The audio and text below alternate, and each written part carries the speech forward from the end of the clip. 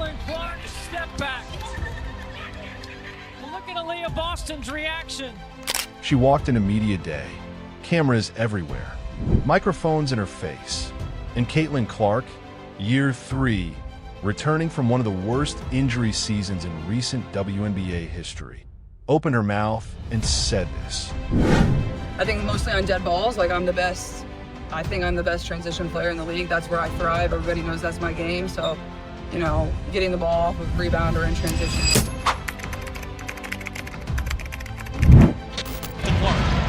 Clark being guarded by Gardner. Puts the floater up and rattles it in. Congratulations, Caitlin. You are the 2024 Kia WNBA Rookie of the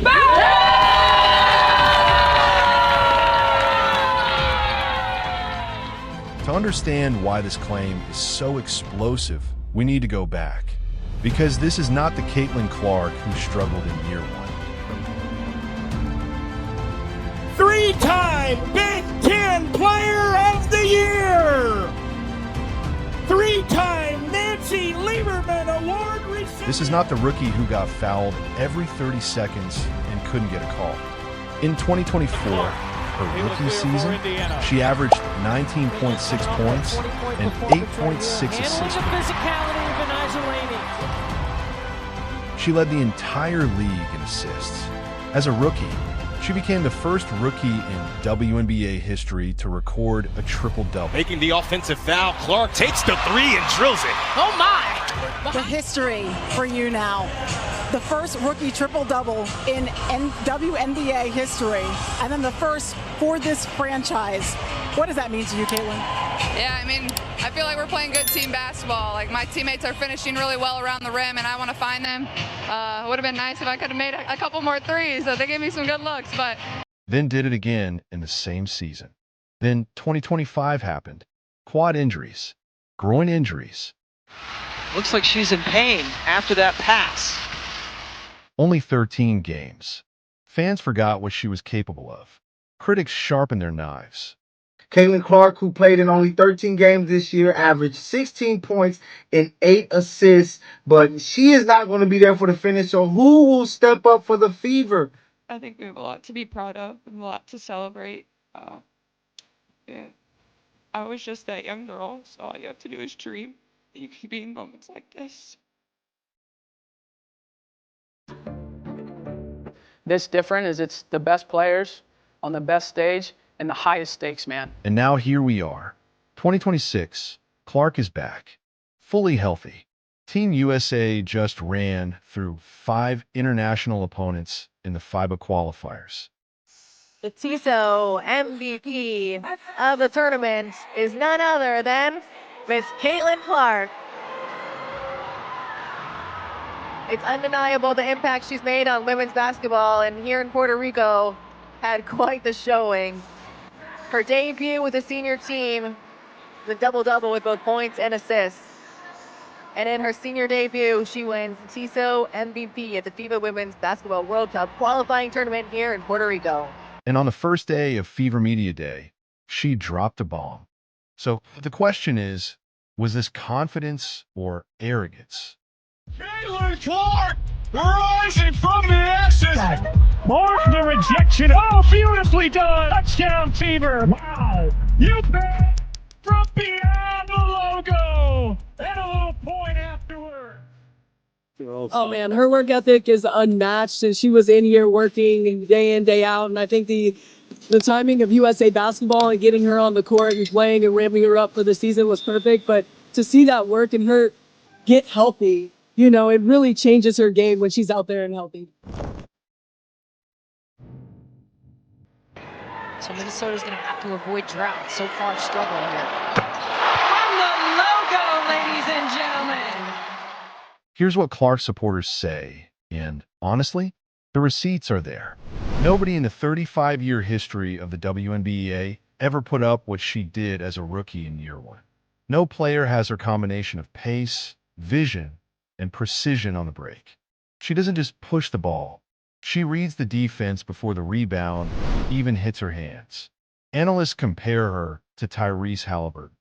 The way she processes the court at full speed delivers passes before help defense can rotate. One fan put it perfectly. Not only is she the best transition player in the league, she might be the best in the history of women's basketball. And that's not a troll. That's a legitimate argument.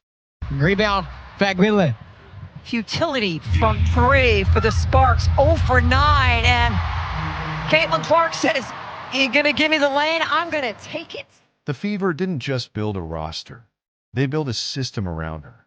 Adding Raven Johnson, signing Ty Harris. That's not depth for backup purposes. That's a scheme designed to get Clark the ball in transition 30 feet from the basket with nobody in front of her.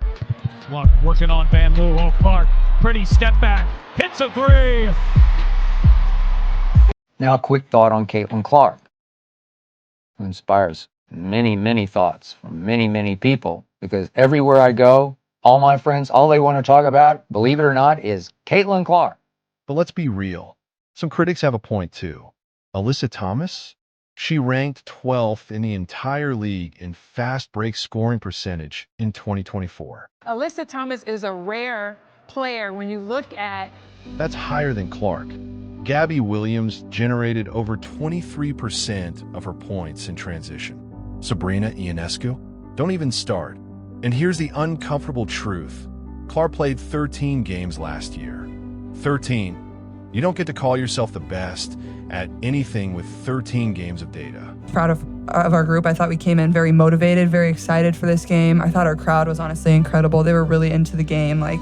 That's the argument, and it's not unreasonable. But then you also have to ask yourself, what kind of player makes a claim like this coming into year 3 off a brutal injury season? Is this arrogance? Or is this a player who knows exactly what she's capable of when healthy and is putting the entire league on notice? If you listen to the reports, Rebecca, they looked at Caitlin Clark and they said when she was out over these 5 games with a quadricep injury, there was a diminished interest to some degree in the WNBA. I don't know how fair that is, but what I will ask you is this. Clearly her return has obviously generated additional eyeballs. I have no doubt that the ratings are going to show as much. How receptive do you believe the WNBA is going to, I'm not talking about the league, but the players within the league are going to be towards Caitlin Clark moving forward now that we've seen what her absence, what kind of impact her absence. But you know what nobody is talking about? The real story here is not whether Clark is the best transition player. The real story is what this moment means for the WNBA in 2026. The league just announced that all 44 Fever games will be nationally broadcast this season. Every single one. On ABC, ESPN, NBC, CBS, Prime Video, NBA TV. Think about that. The Dallas Wings, 36 games. The New York Liberty, 35 games.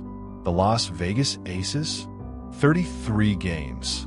The WNBA is placing a massive bet on one player, and half the fan base is furious about it. Force-feeding us Caitlin Clark. That's a real quote from real fans. Meanwhile, the other half says the Clark effect is real. Hate it if you want. Here's the Tiger Woods parallel nobody wants to hear. Players resent her. Fans debate her constantly. But every single person in that league is making more money because of her presence. That's the uncomfortable truth about what one game-changing player does to a sport. And now she's coming back, healthy, hungry, and telling everyone exactly what she thinks of herself. I think the biggest thing is I always just believed in myself. I went to Iowa with the goal of taking us to the Final Four. We did it twice. We went to 2 national championships, 4 Big Ten championships. Yeah, there's my teammates. They're pretty awesome. And I think just a belief in myself, and my parents always instilled confidence in me. So here's where we land. Is Caitlin Clark the best transition player in the WNBA? Right now, on paper, it's debatable. The stats don't definitively prove it. But what's not debatable is this. She's one of the most dangerous players in transition the women's game has ever seen. And she said herself, out loud, publicly, on media day, that takes a different kind of mentality. That's not a rookie scared of the moment. That's a player who went through hell last season, Watch her team nearly reach the finals without her and came back with something to prove. The 2026 season opens May 9th, Fever versus Dallas Wings. And Caitlin Clark will step onto that court with the entire WNBA watching because they literally can't look away. Every game is on national TV. The court is the ultimate truth teller. She made the claim. Now she has to back it up. Will she? Drop your prediction in the comments.